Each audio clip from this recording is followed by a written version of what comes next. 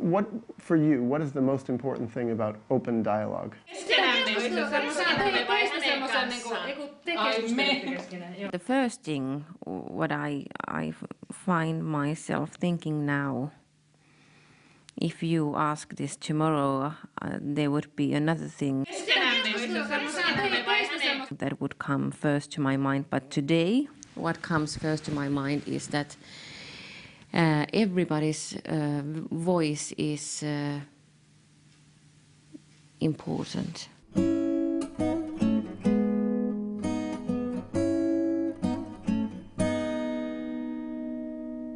I decided to travel to the north of Finland to visit the land of open dialogue, the place that is getting the best results in the world for the treatment of psychosis. Wow, it's the most important. It's how we work here. Co-research of problems or dilemmas or traumas. They get better results than anywhere in the United States, and I was curious how they did their work. I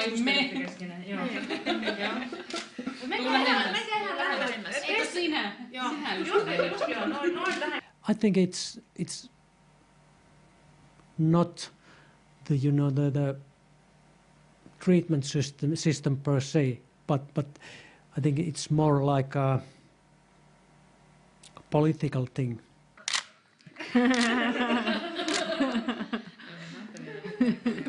I want to see you. We aim at a democratic system where people can have their say about their own treatment, and that we are kind of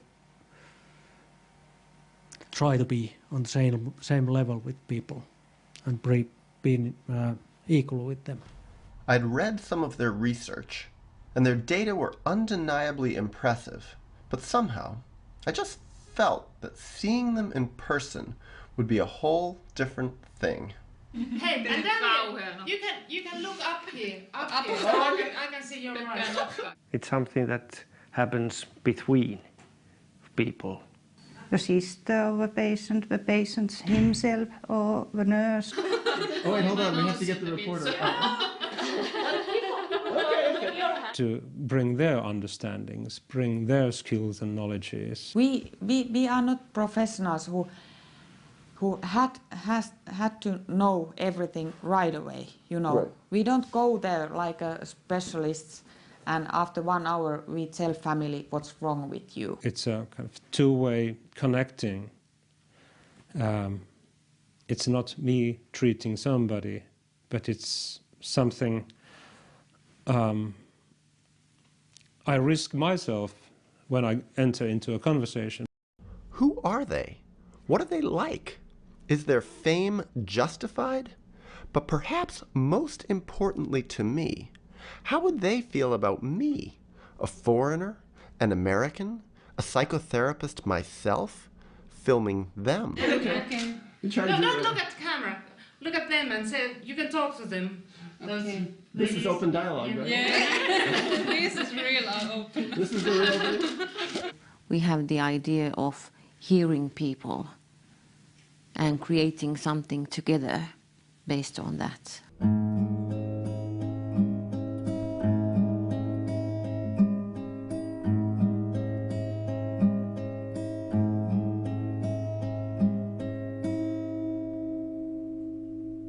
Before I left home, I had the opportunity to speak with Robert Whitaker, an acclaimed medical journalist who has been bringing the Finnish open dialogue results to the attention of American psychiatry.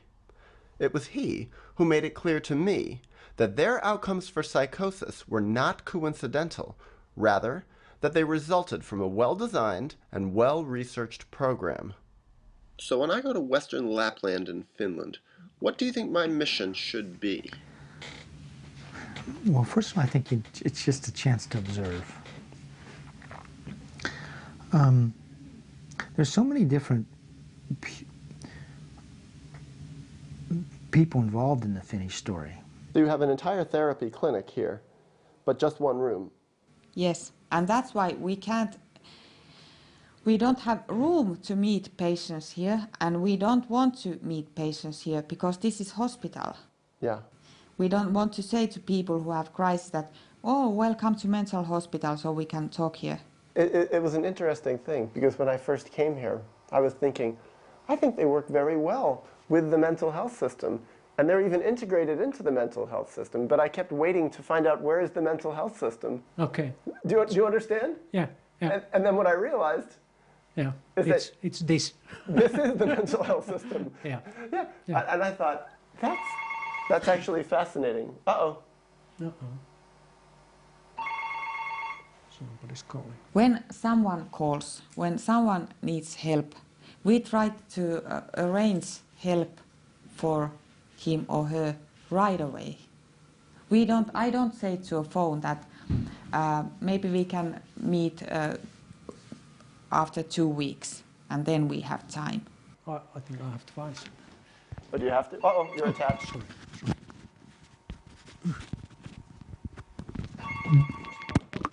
That's okay. Moi. On. I'll turn off the camera. You're going to be privy to a form of care that really is getting the best outcomes in the developed world, by far. That's a part of our, basic rules. When the phone calls, you have to answer it. Yeah. And take the responsibility for what comes from there. It is interesting. How many of my interviews have been interrupted by the telephone here. Yeah, because I think that's a question of, being like available to people and serving the population. Not hospital patients, but people outside hospital. I'm sorry, I have to answer. You go.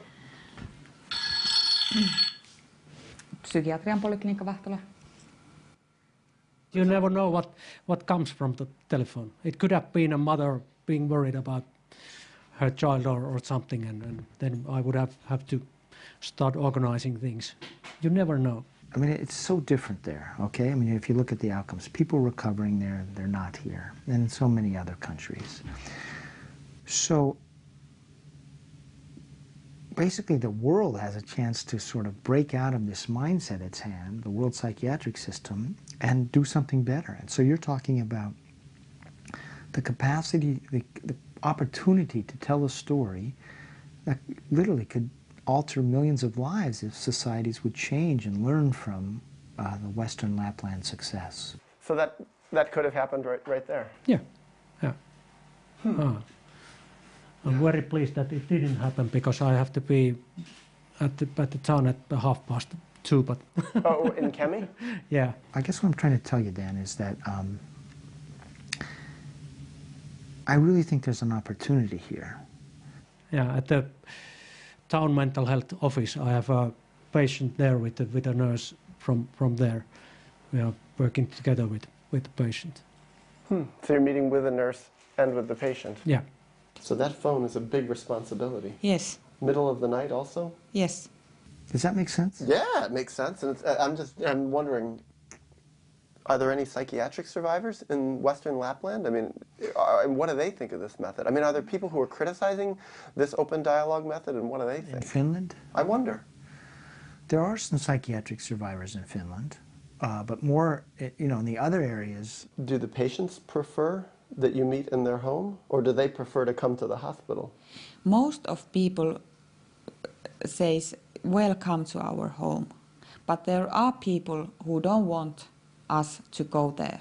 And then we meet here or some other places. We have, center of city. Yeah. We have another polyclinic. Oh, in Tornio. There, yes, in Tornio. In the yes. town, yeah. And there are more rooms, and we can have a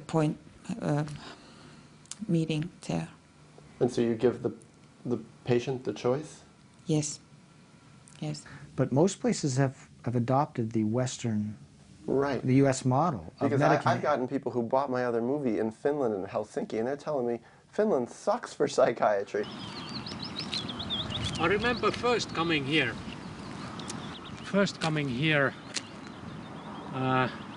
It must have been 1965 or something. You came here in 1965. Yeah. What, so you were 10 years old? Yeah. But that's Helsinki. That's not Western Lapland. So it's like they were like, yeah, my brother or I or, my child were locked up in a hospital and injected with the same drugs that we're using over here. Yeah, actually outcomes for schizophrenia as a whole in Finland are very poor. And that actually sort of shows that it's not just the culture. People say, Finland, they do think it's a much different society. Well, there are outcomes where they have adopted the medical model. And by the way, Finnish doctors are being bought off by by pharma companies too. Their outcomes suck. Right. I was singing in a boy choir. For the patients in the hospital? Yeah. We made a trip here and had a small concert here.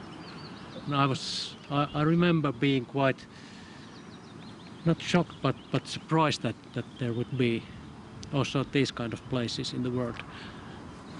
I mean, one of the interesting things here is, this is known as a valley in Finland, this Western Lapland, that actually has a lot of medical problems, okay? And it may have everything to do with the temperature, the light, maybe changing economic opportunities. So it's actually a society that's been under a lot of stress for a long time. So you came here, was it very different from what it's like now? Yeah, very different. It was very worn out hospital and very in a bad shape in many ways and just chronic patients and smelling bad and everything. So it was a scary experience. Yeah. So for them to, sort of reverse this one part of psychotic outcomes, it's not coming as the society as a whole is having this great easy life. They're doing it in spite of all those difficulties. I remember it quite vividly. Really? Coming here with Right the here? bus. Right here, yeah. Strange. Yeah. Singing in the lobby there, inside the doors.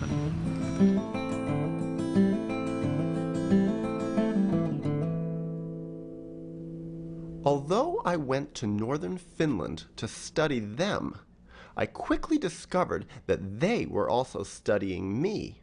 So much so that a Finnish newspaper, Pohjolan Sanomat, discovered that an American documentary filmmaker had arrived in the area. They wanted to interview me, which I found ironic, considering that to the rest of the world, they are the famous ones. I came to Finland, to Tornio specifically, and Kemi, because they have their open dialogue method for psychosis. Where did you hear of that method? It's famous. It's famous. Oh yeah. So yeah, I mean, they're what it is I've heard of it in the United States. Okay. I've heard of it in conferences in Scandinavia. I have friends in England who know about it, but mostly through the work of psychologist Jaakko Sekula. The idea of living in Tornio started when I moved there for being a clinical psychologist, 1981, so quite a long time ago. Almost 30 years. 30 years ago, yeah. And we were a small group of people, and we all had an interest that we want to have a family to become involved in the treatment of severe mental health problems. He's a professor at the university in Jyväskylä. Mm-hmm. So before I came here, I interviewed him. And I'd met him at several different times in different countries. I remember some meetings that were not for help for the people, and in which we actually acted quite stupidly. Yeah, early on. Early on, yeah. So you made mistakes early on? Yeah, we made mistakes. Like what? His research showed that for treating people with psychosis, they get the best results statistically in the world. We still thought of the treatment that we are the therapist. We have to make plan, we have to have some aims, and we use, for instance, these open meetings as an intervention to have change within the family. So I was a psychotherapist in New York City for 10 years. What happened was that we didn't realize in the beginning, but while we opened up the door for the family and for the client to be there, for the patient to be there from the very beginning. It's the case that they really take a very decisive and active role in the process. The patient does? Yeah, and the family does.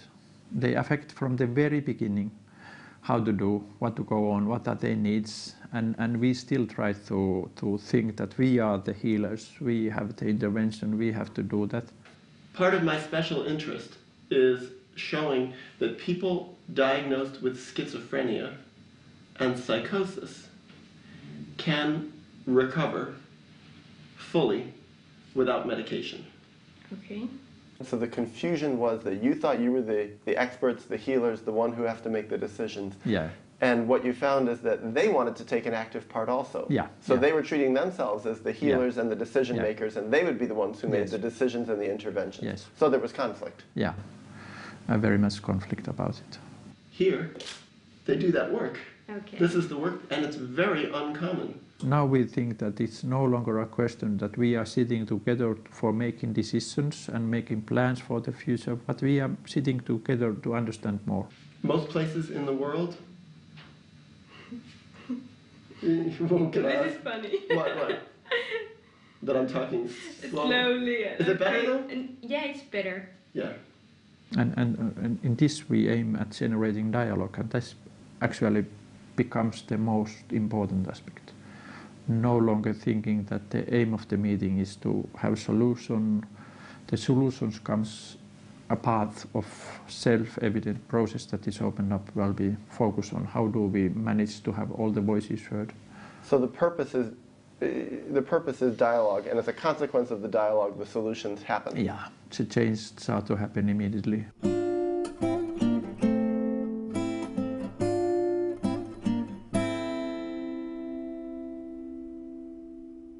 The open dialogue approach is based on several fundamental principles. The basic one, perhaps not surprisingly, involves open dialogue, a non-secretive, non-hierarchical conversation that values everyone's voice in the treatment, especially the voice of those called clients. Likewise, therapists work in teams where they speak and reflect openly with one another about their thoughts and feelings right in front of clients and their families. Although these principles sound reasonable enough, in actual practice they are a profound departure from almost every mental health model I have observed in the United States. When you decided to become a nurse, did you think you would become a therapist also? No. They called me and asked me, can I come to summer job here? And so I came at one summer, and I'm still here, 11 years now. Really? So you liked it? Yeah. Maybe first year I thought that I'm not sure about this, and I tried to check out different kinds of work in anesthesia and surgery, but yeah, I'm very pleased that I stayed. What was difficult the first year? You know, that dialogue. What I like about this is just that you can, like, how do you say in English, bowl around with ideas. With you can what? What, you know. Bounce ideas? Yeah, with your colleague and with the family. And right in front of the client? Yeah, and with them. Not about them, but with them. You know. Talk with Marianne about something and then ask the patient that, but what do you think about what we were talking about? And yeah.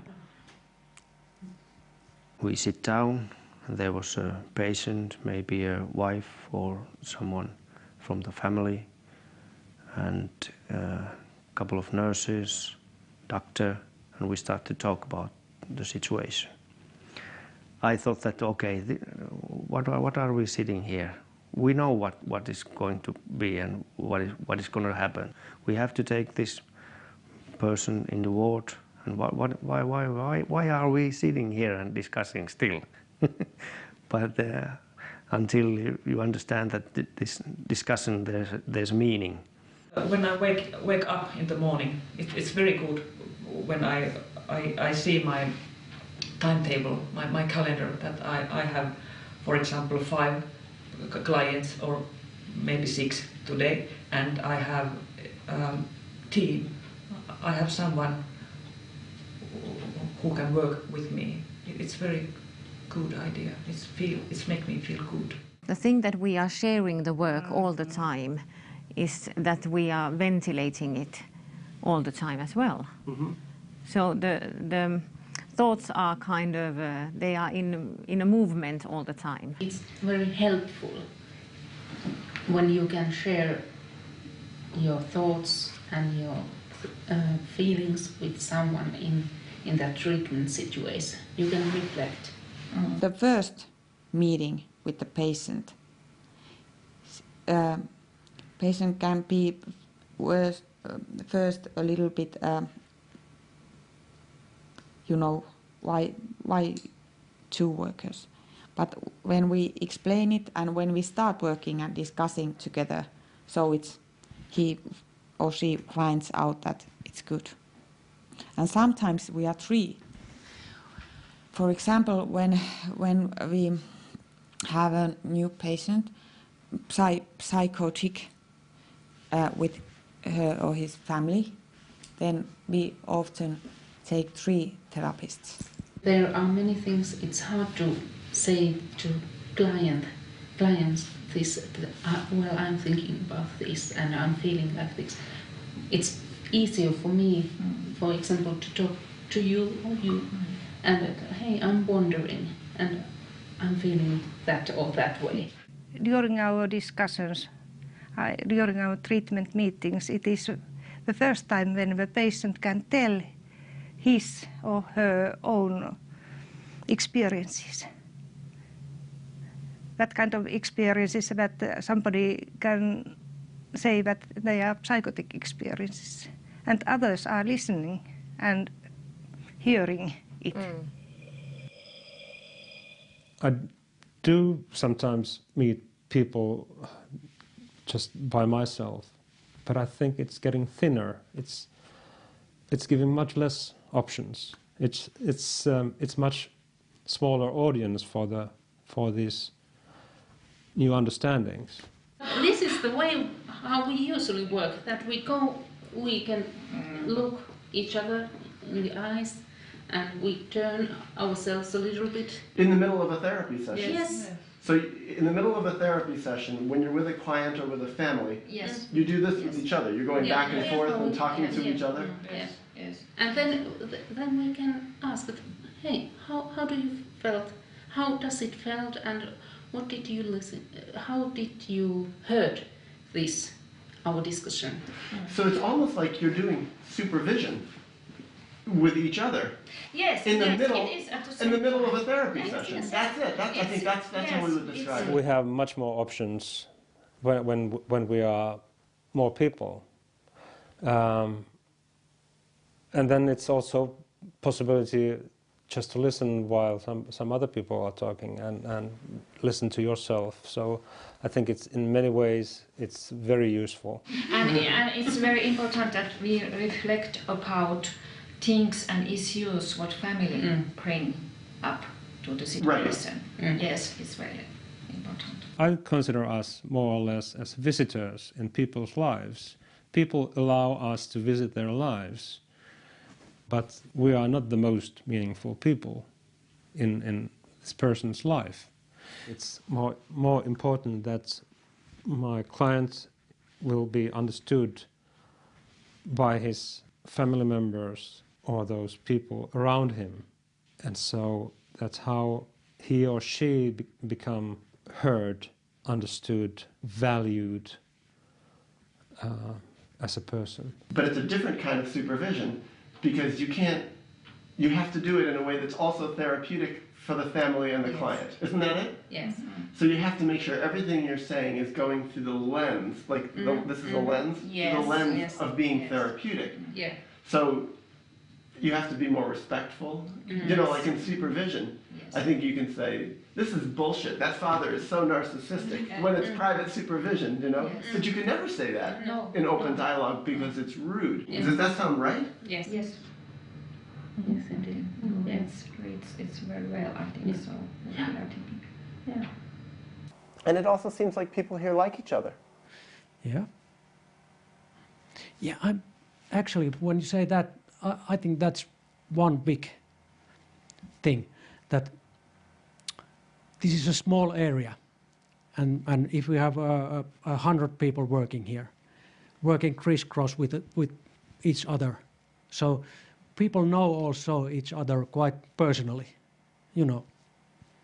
They can become friends and talk each other about other things also than work, and I think that's makes it easy for us to work in the way we work.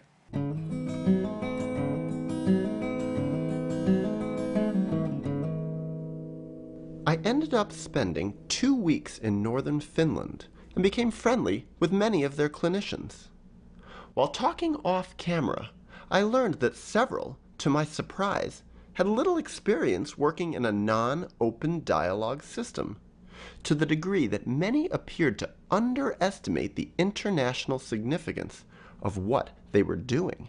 So your whole professional experience has been in this open dialogue system? Yes, but I have a experience on a meeting in a different area. A conference? No, like a patient that has gone to a different precinct. Yeah. And a different area, outside of your regular work area? Yeah. And because we are outpatient clinic, that we treated him at home, but when he goes to another place, he goes to hospital, and we go to meeting there to try. So you went there? Yeah. How was that?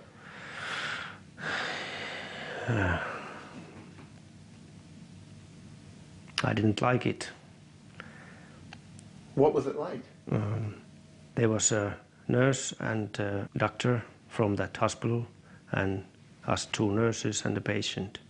And so the 2 nurses from your system here? Yeah. And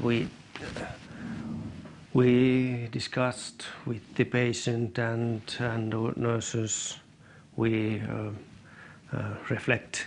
Oh, you did open dialogue? Yeah, and try to speak openly on what we have done and what we think of situation and so on. But during the meeting, the doctor just listened, and when he had heard enough, she said, "Okay, thank you, I've heard enough," and goes away.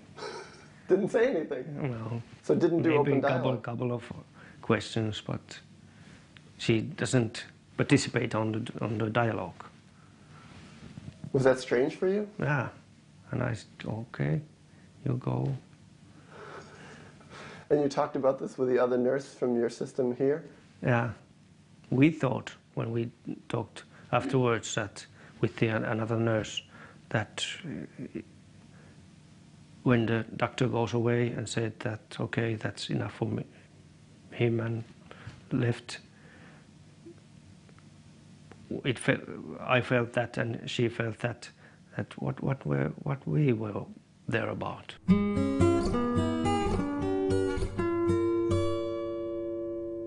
I was very curious how clinicians in Western Lapland approached the subject of neuroleptics, that is, antipsychotic medication. From what I have observed and studied, the use or non-use of neuroleptics is probably the most important factor correlated with recovery from psychosis. But before the essentials of the Finns' relationship to medication came to light, I found it important to explore some background, not just on neuroleptics, but on the Finns' conception of the very meaning of psychosis. So most places in the world, when they have a person with psychosis, they put them on very heavy medication immediately. Is that like all over the world or just in the western part? It's definitely in the western part of the world, but it's shifting to all over the world. And there is research showing that people with psychosis do better in third world countries. What they did is they compared schizophrenia outcomes in poor countries of the world, specifically India, Nigeria, and Colombia, to rich countries, US and other European countries, quote, the developed countries, developing versus developed. Now, in each study, they found that outcomes at the end of 2 and 5 years, one was a 2-year, one was a 5-year study, were much, much better in the poor countries of the world, especially in India and Nigeria, by the way. Okay? And it was so dramatic, they said that living in a developed country is, quote, a strong predictor that you'll never fully recover from a psychotic or schizophrenic break. All of us could have psychotic problems. It's an answer to a very difficult life situation. And when I face with a situation which is very stressful for me, so I can start to hear voices, for instance. And what happens in those voices or those experiences that I have, they can include something that previously has happened in my life. We have to listen. We really have to listen and let them talk what has happened. And we can't know. Maybe some stories are so crazy. Maybe crazy. What is the right word? We have to ask more about hallucination, and we have to ask more and try to understand what has happened. We don't say that you can't speak about hallucinations. We have no right to say that that is impossible, because we really don't know. Yeah. Usually it's not only that we are talking that we have an open dialogue system, but we dialogue have to really be open. So one of the things they hypothesized, the WHO researchers, is, well, maybe what the difference is that people in the poor countries are better at taking their antipsychotic medications. They live in a different environment where they follow doctors' orders better, and so they looked at medication usage. So the hypothesis was more medication usage would be associated with better outcomes. And they're hypothesizing that the meds should alter the long-term course of schizophrenia or psychosis. It's a valid hypothesis. That's what you'd expect drugs to do, if you're going to find them useful, is to alter the course. But what did they find? They found that in the poor countries of the world, only 16% of the people were regularly maintained on antipsychotic medications. Whereas, of course, that's the standard of care in the developed countries. So here in this study, we found good long-term outcomes, much higher recovery rates associated with not maintaining people on medications. Very seldom, very seldom I've been prescribing antipsychotic medicine. And usually... What is the reason for so seldom prescribing it? Well, I don't actually... I think I prescribe very seldom any medication. So that's one point. That's one point. In the first meeting, it's very non-understandable. I cannot understand what does it mean. I'm very confused. But later on, step by step, I start to realize that actually she is speaking of something that has happened in her life. And this may be the first time ever it become possible to have some words of those experiences. It's in a way a kind of metaphorical way to speak of things that beforehand did not have any words to speak about it. Psychotic meaning making is meaning making, and I want to have dialogue around meaning making, and I don't think we should medicate psychotic meaning making. Oh, by the way, the WHO investigators eventually then did like a 25-year follow-up study of the patients in the poor countries. And it's really remarkable. I don't remember the statistics exactly, but somewhere between roughly 70% of the patients in that initial cohort of schizophrenia patients diagnosed in India and Nigeria, diagnosed as schizophrenic by Western doctors, not local doctors, so by Western standards, 20, 25 years later were working, asymptomatic. They just weren't schizophrenic anymore. They weren't psychotic anymore. And for that reason, it's very important, actually extremely important for us to take it seriously, to start to listen what are her words. And step by step, she perhaps have more and more words to her experiences. There's some kind of dilemma in your life and in your emotional life. And when you start to work with that dilemma, the symptoms can go away as well.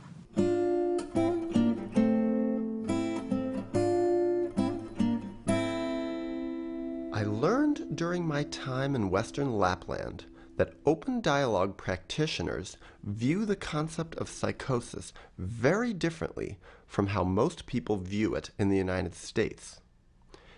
In America, psychosis is generally viewed as a problem residing in a particular individual's brain, which is why treatment so often involves pulling people out of their regular lives, hospitalizing them, and giving them brain-altering medications. In Western Lapland, however, they conceptualize psychosis as a problem arising in the space between individuals, that is, a problem occurring within relationships. Thus, their treatment seeks to engage social networks, rebuild relationships, and, if at all possible, avoid putting people through the alienating and stigmatizing experience of hospitalization. Why do you prefer to not put people in the hospital? If the whole psychosis or situation goes over without coming to hospital. So if they're able to work it through without Yes. going to the hospital? Yes, it's much better for the patient and family. They don't have history of mental hospital. I remember one family in early 90s that they had a son about 25, 26 years old, and first he came into the hospital for some days.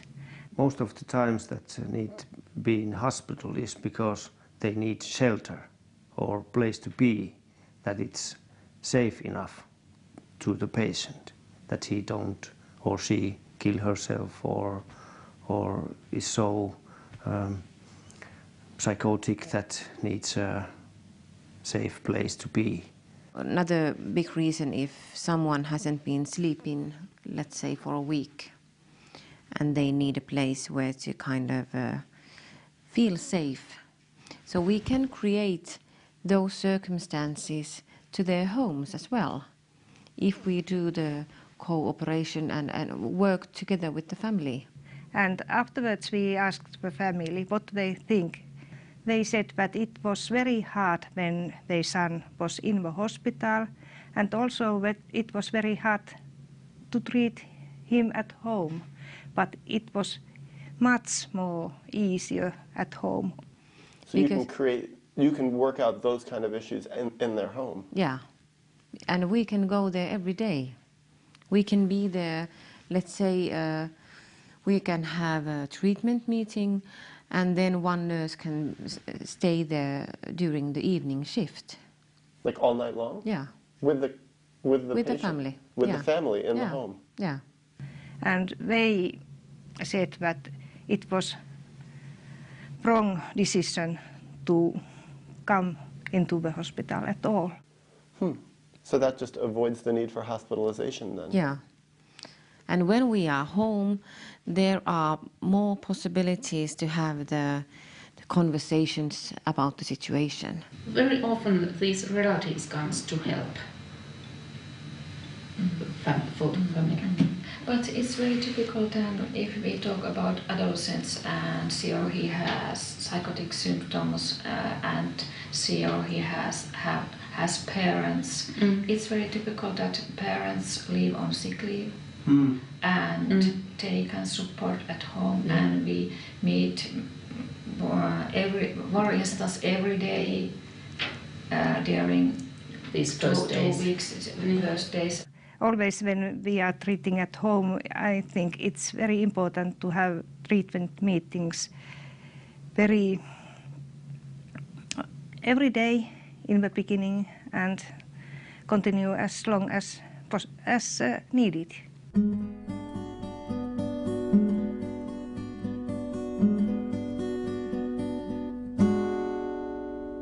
Although I would ideally prefer a mental health system for psychosis that avoids neuroleptics entirely, the Finnish open dialogue clinicians employ a selective use of medication model that comes closer to my ideal than any major program I've seen in the United States.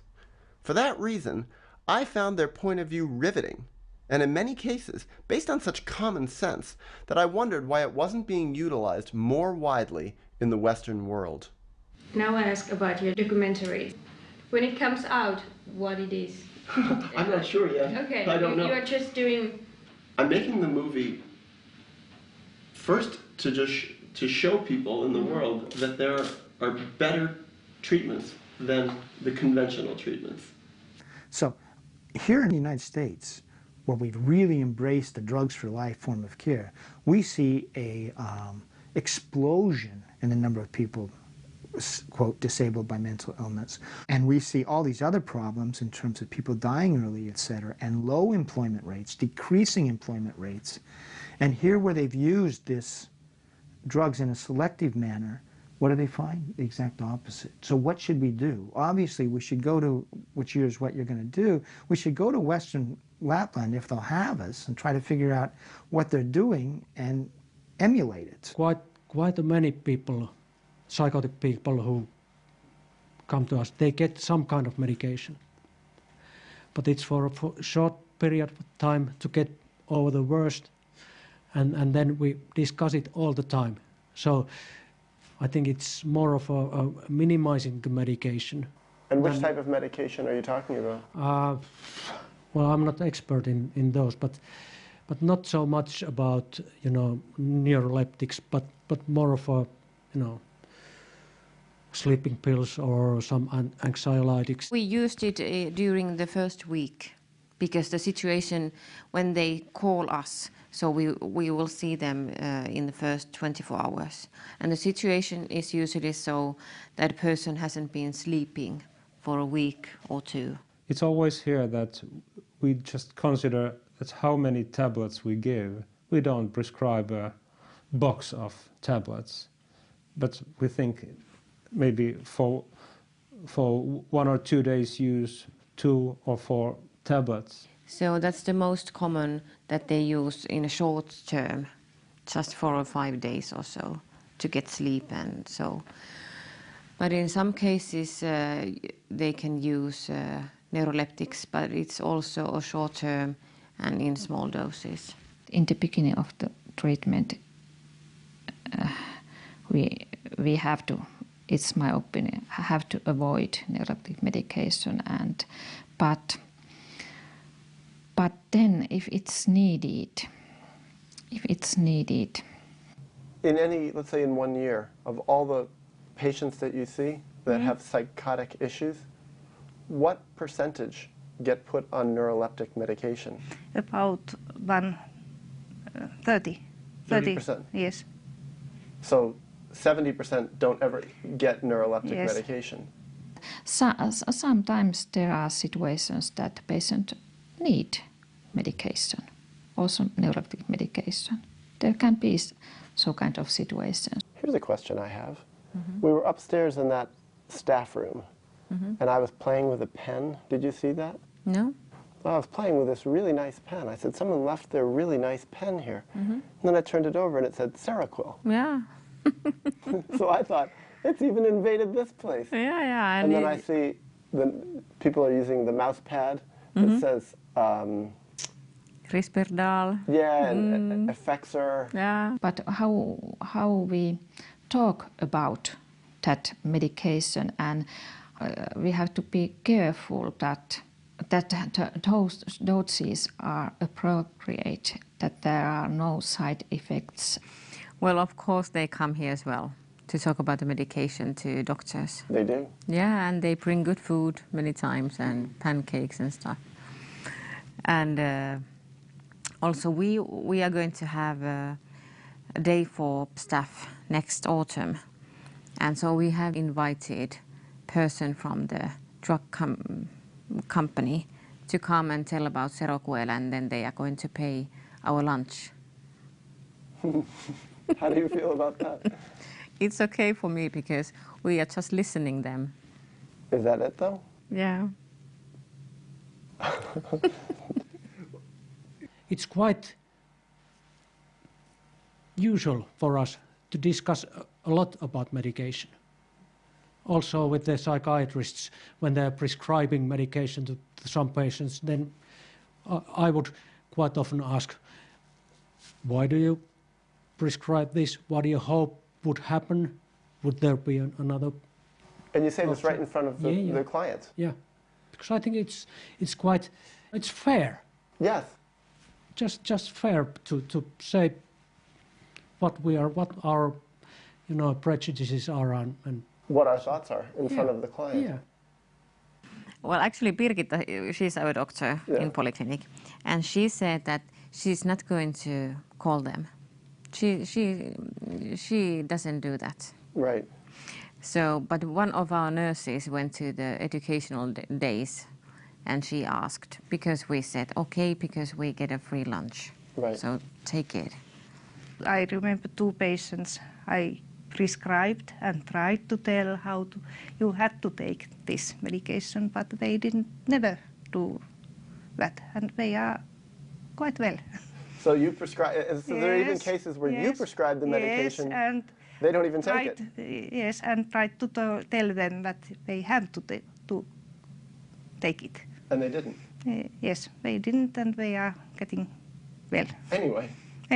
Against your advice? Yes. I wonder this. If you feel a patient needs neuroleptic medication later in the treatment, do you consider that a failure? No. No. There are so many other ways to help. There are so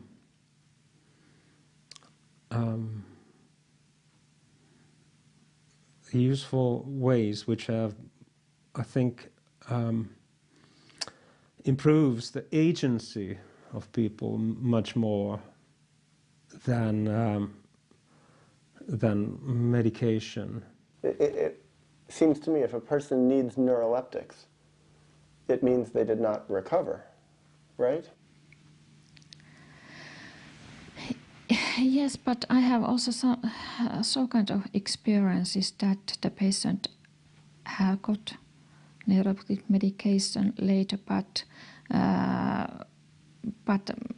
she or he needed it some months, 1-2 years, only a small dose, and after that she didn't need it. I could bring up the idea as an option, as something we could have dialogue around. Think about possible advantages, possible disadvantage, possible effects, possible side effects.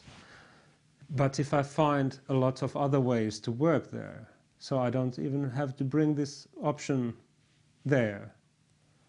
And usually when we work, there are so many options that we don't get into this point of thinking about medication. If the patient have medication, we don't enter treatment. And you don't end the treatment? No, because we continue treatment so far as they use medication, for instance, neuroleptic. With the purpose of helping them stop the medication? Or I don't understand. Yes, helping stop. Yes. It's not either or, it's either medication or not medication, but it's thought to be one part of the treatment if needed.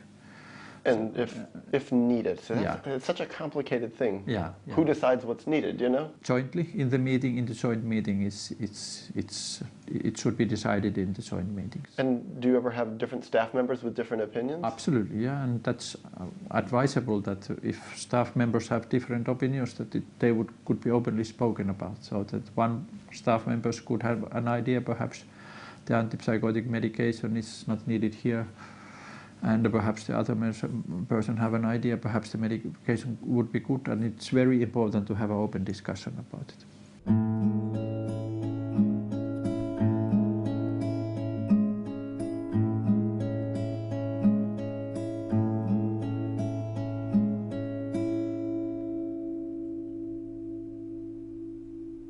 A fascinating thing I discovered in Western Lapland was that their clinicians were not, unlike so many of my more progressive colleagues in the United States, afraid of getting in trouble for the work they did. This, I realized, was because the Finns were not working in a mental health system that constantly suggested they were breaking the standards of care and causing harm to their clients. The irony I found in this is that in the United States, we, who use antipsychotics almost ubiquitously for psychosis, get terrible results and actually are causing an epidemic of harm. But in the Western world, almost everywhere, it's medication. And medication is considered the best treatment.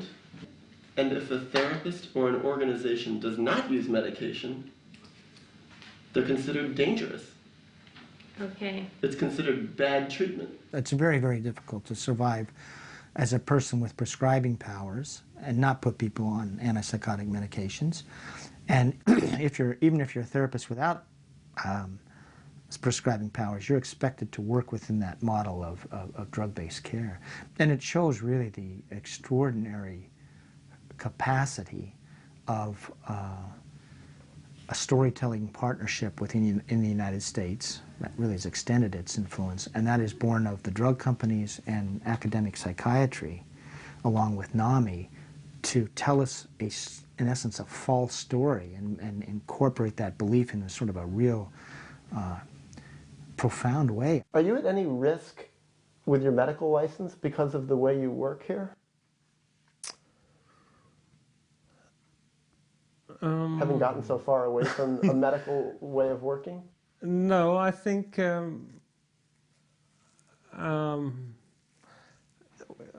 no. Let me ask you this. Do you take a lot of risk by not putting people on neuroleptics right away? What do you mean by taking risks? Could you lose your license? If I don't do what? If I don't tell people that I think that there should be medication? Yeah. Of course not. Where did you come there? What's that idea? What, that you could lose your license? Yeah. Oh, I dealt with that every day. If I was working in different contexts, it would be quite difficult. But over here, where the whole personnel... the whole personnel? The whole staff?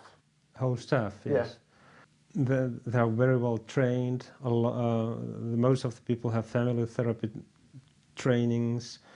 The whole supply of services is based on these ways of working.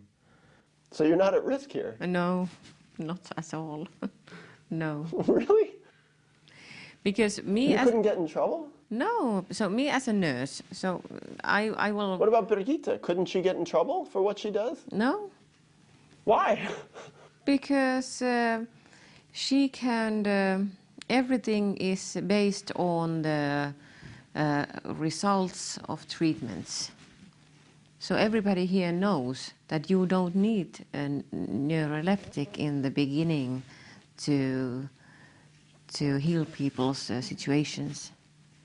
And your system has research to prove it? Yes, yes, yes, yes. And there are lots of studies going on around. So I think it's giving a lot of solid ground for the work.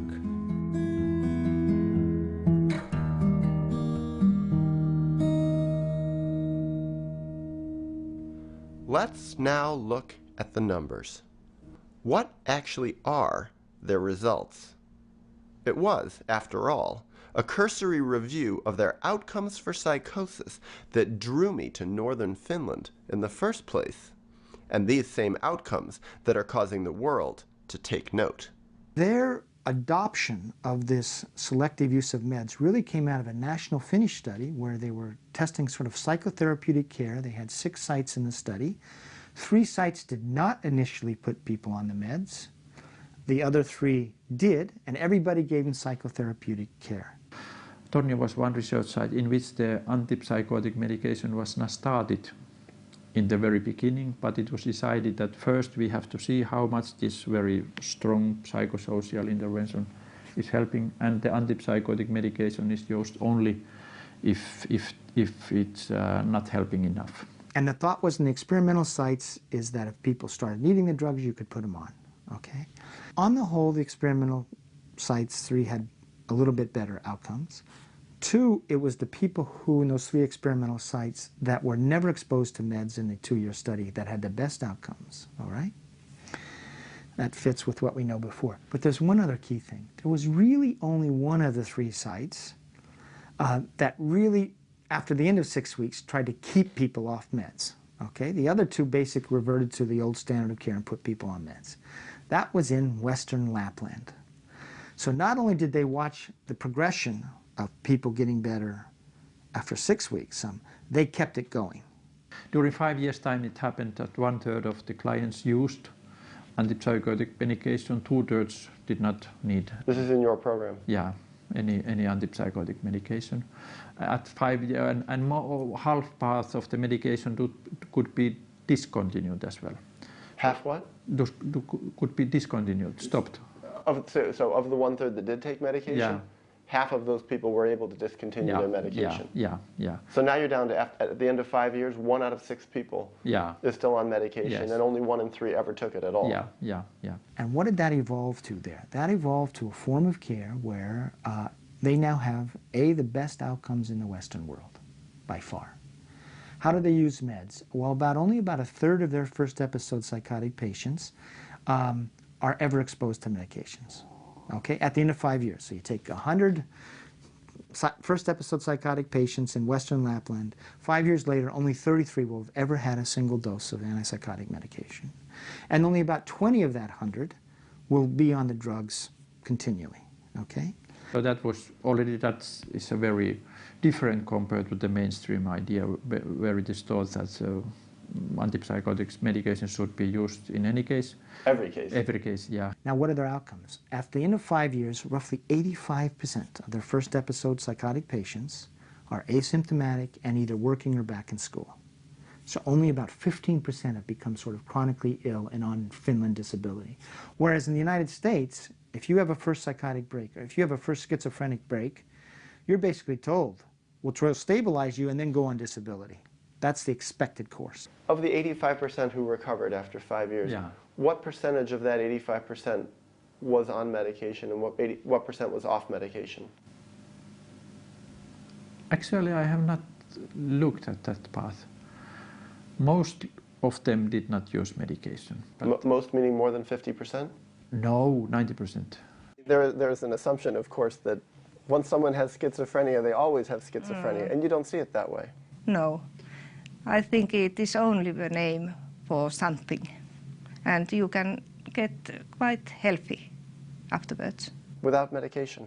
Without medication. This tells us of something else that's possible. Radically possible. Radically possible. And by the way, they've been doing this for 20 years now, basically, or 18 years. So this isn't a fly-by-night study? It's not a fly-by-night. And they've done study after study after study. This is the best studied cohort of patients in all of Europe, really.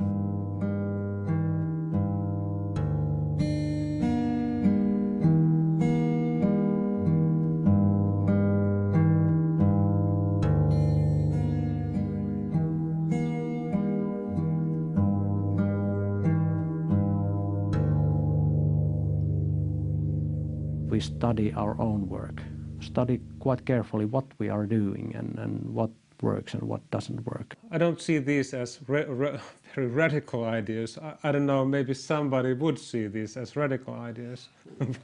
But from my perspective, it's not very radical ideas. And it's very important that we believe, I believe in that the situation can change. So you do see people with psychosis recover here, get well without medication? Yeah. Not easily get better, but getting better. What makes you believe? Because I have seen many patients and their families die, that they survived so kind of situations. And I don't know, I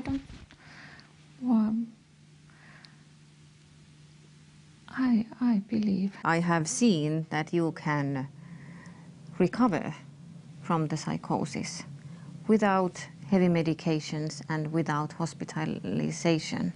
So that's just the way that I think. So you believe that people can recover?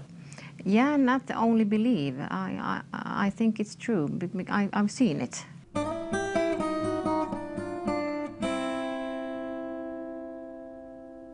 As my 2 weeks in Finland drew to a close, I realized there was one final point that kept striking me again and again, and that was that the open dialogue approach was not an alternative mental health system here.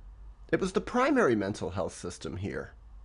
Over the past 3 decades, they had set an example by converting a traditional psychiatric system with a huge bustling hospital and poor results into something quite the opposite. There's one other thing that's really extraordinary that's happened in Western Lapland and speaks to the possibility there. But not many people like your kind of people come here and do this kind of job. So I think this is very interesting for us too, to know how interested someone is about this. Because for us, I think Finns they are never proud of anything. In the 70s and all, 60s, 70s, probably I think and even into the 80s, this area of Finland had one of the highest incidences of schizophrenia in all of Europe. So Finns are never proud of what? Anything, like they're very modest. Nokia? Well, I noticed this. When I'm interviewing people here, they won't talk about how good their results are. The results are written on paper, and I'm asking them, and they always make it sound less. And I say, make yourself sound good. Do you know what I mean? Yeah. I like, they're very modest and humble. Yeah. Then they institute this change, and they institute this therapy called open dialogue with first episode psychotic patients. Guess what happened? Schizophrenia is now disappearing from this region. They're down to 2 cases per 100,000, a 90% decline in schizophrenia there. And why? Because their first episode cases aren't becoming chronic. So the number of first episode cases is staying the same. All right? So they still have this problem of psychosis in society, but because they have this form of care that doesn't make people chronic, schizophrenia is disappearing. This point cannot be emphasized enough and is worth explaining. According to the definitions of mainstream psychiatry, people can only be diagnosed with schizophrenia if their psychotic symptoms persist for longer than 6 months. Thus, if they recover from psychosis before that 6-month mark, which is what so commonly happens in Western Lapland as the result of open dialogue, they never get labeled with schizophrenia in the first place. They took a risk by letting me come in here with my camera. Do you know what I mean? Mm-hmm. Like, to let a foreigner come in with a camera and interview all their staff and to talk with their patients, it's like, a lot of places, they don't want someone with a camera coming in. It's honest way to do work, I think. And I think that when someone comes into psychiatric polyclinic they are in their crisis,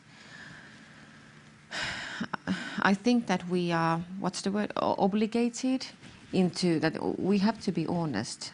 This has to be a fair deal, because otherwise it can't heal anyone. Like, what if they could say this?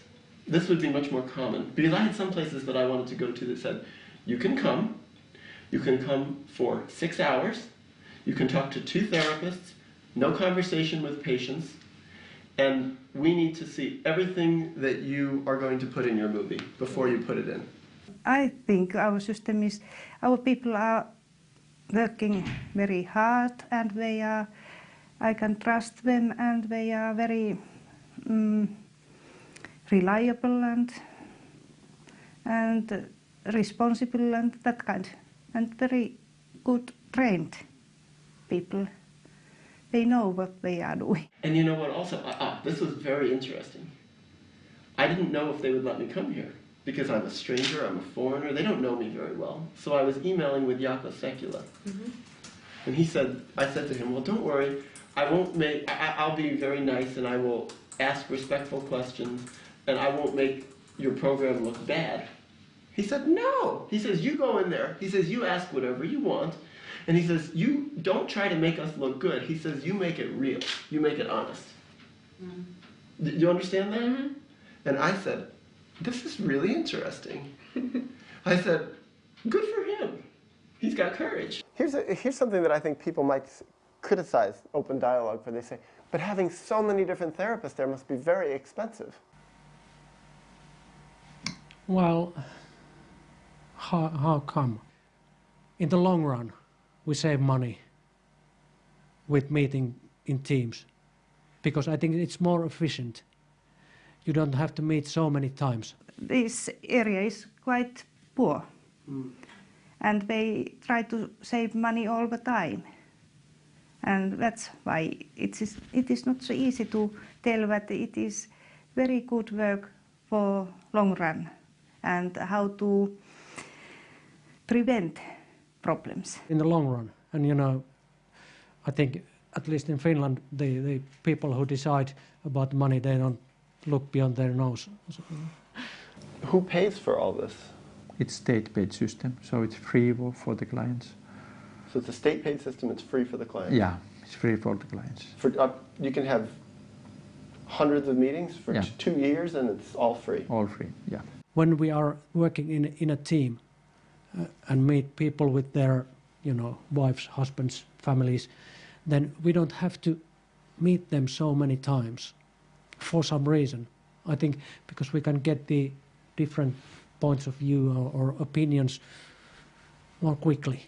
We can have kind of more wide discussion about things. All the time there is lack of money. And we should have more nurses, psychologists, and some not so many, but some more people. When we meet a patient, we send a bill, so kind of bill to the municipalities. Right, and they pay for it. But taxes, we all paid for, yes. I think so. So your taxes pay for it? Yeah. It is not important. I think it is. I try to tell our staff members that they don't have to worry about it. It's my worry. About the money? Yes. It's funny, I haven't figured out where Brigitta's office is yet. Well, nobody knows.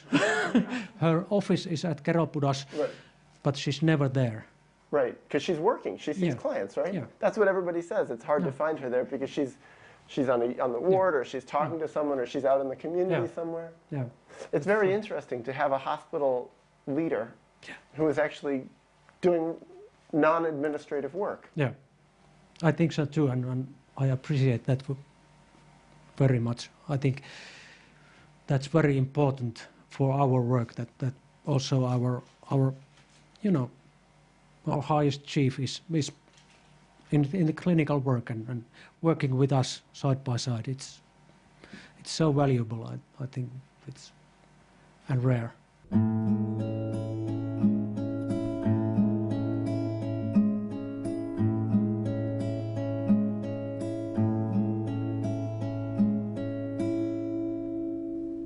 Before I ended, I wanted to hear people's final reflections on open dialogue. I only wish I could have added in clients' reflections, which I couldn't because of the system's confidentiality agreements, but if I can summarize what I heard from clients off camera, and heard repeatedly, it was the opposite of the frustration, rage, alienation, betrayal, and hopelessness so often expressed in the United States. Here I heard expressions of satisfaction, mutual respect, togetherness, trust, and hope, which, incidentally, and by now, for me, not surprisingly, were the same things I heard from the staff. Some people think that this is my work life and this is my personal life. But in a way, I don't see the difference because I think that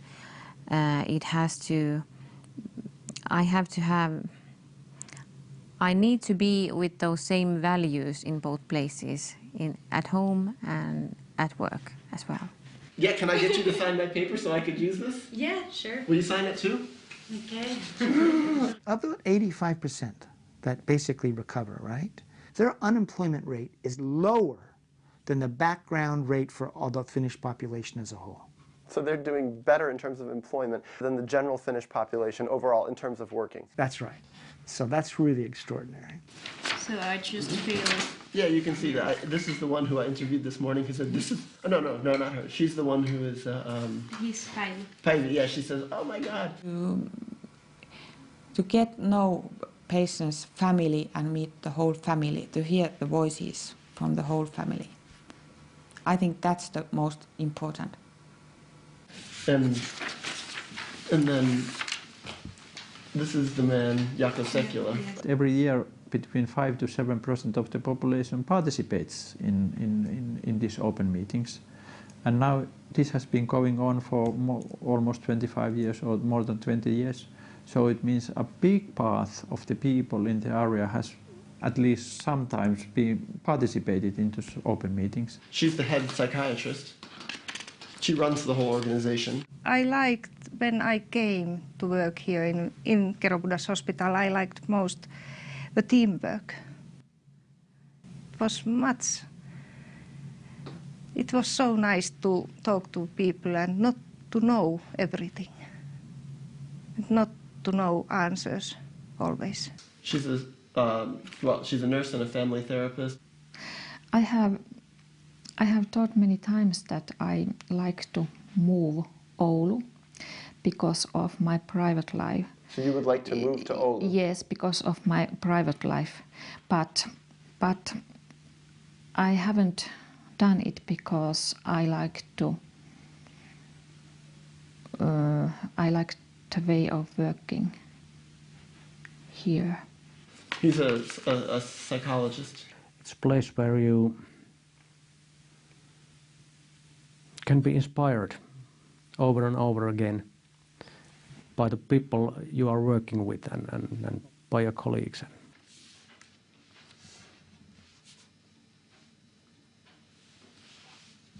And now you're a part of it too.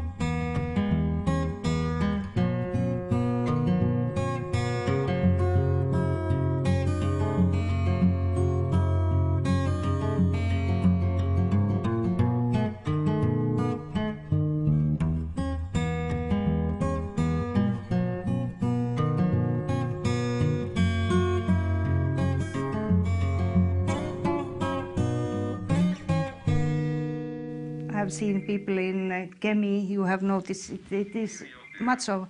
Oh, sorry. Can I ask? You want me to turn this off? Yes.